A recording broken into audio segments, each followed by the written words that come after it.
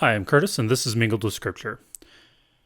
Today we're going to discuss the foundations of morality according to the Church of Jesus Christ of Latter-day Saints. One thing that's important to understand about morality according to Mormons is that even though they have a ton of rules, like a lot, they actually believe in something more along the lines of the ends justify the means. Although if you put it that way, you may be glared down like I was when I did it during a lesson in Sunday school. To illustrate this point, I'm going to tell a story from early in the Book of Mormon. In fact, so early in the Book of Mormon, I can give you the entire background of what's happened up until that point. The first prophet in the Book of Mormon, a man named Lehi, had a dream that he and his family had to leave Jerusalem. So he packed up his adult children and his wife, and they left. Then, several days out of Jerusalem, he had another dream that he had to send his sons back to get the brass plates, which had large portions of the Old Testament, at least through Isaiah, and also the genealogy of his family. This book was in the hands of a man named Laban. So, his sons went to Laban and asked for the brass plates. Laban said no.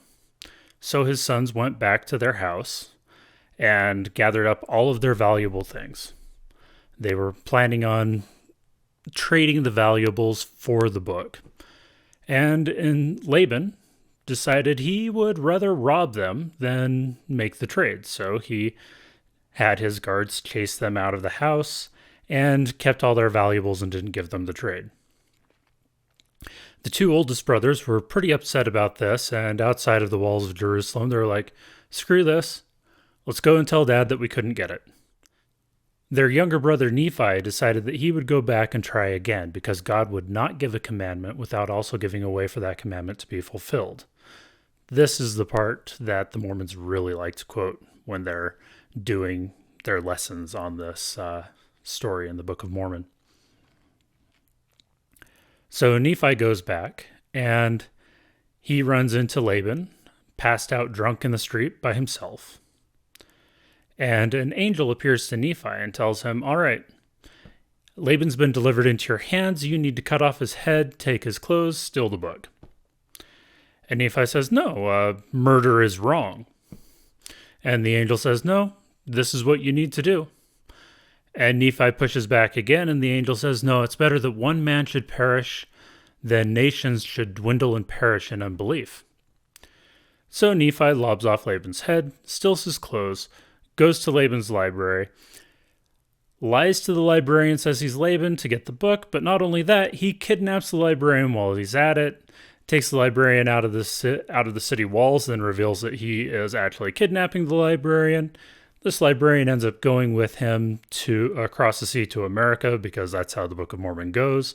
If God were going to intercede, he could have done so several times during the course of this story. If an angel would have appeared and told Laban to make the trade at the beginning of the story when Nephi and his brothers showed up, he probably would have made the trade.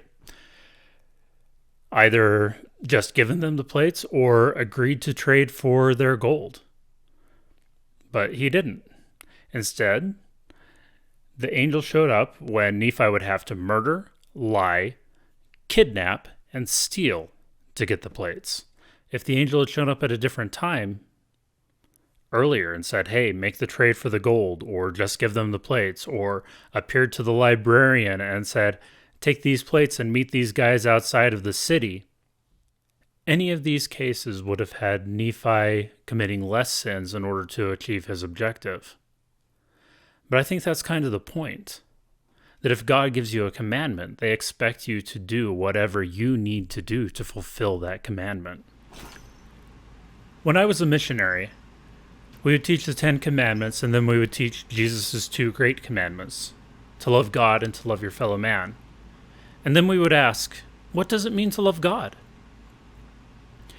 And the answer is obedience. And according to Mormon theology, obedience to God is obedience to his church and his prophets.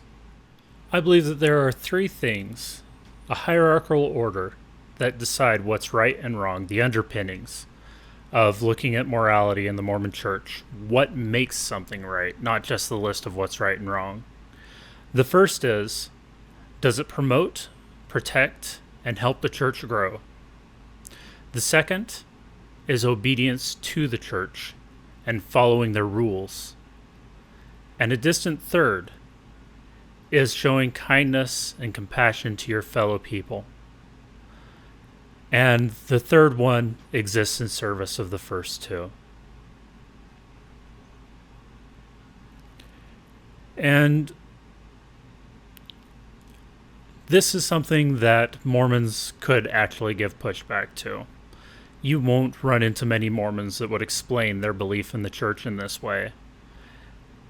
They would put the third as the first, and they wouldn't necessarily take the first one of growing the church as the most important and protecting the church.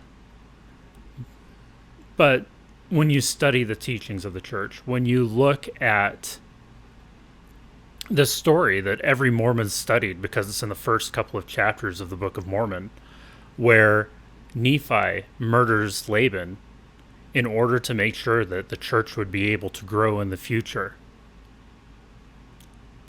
And every Mormon internalizes that. Every Mormon internalizes that it's better that something bad should happen to one person than that many people would fail to join God's church.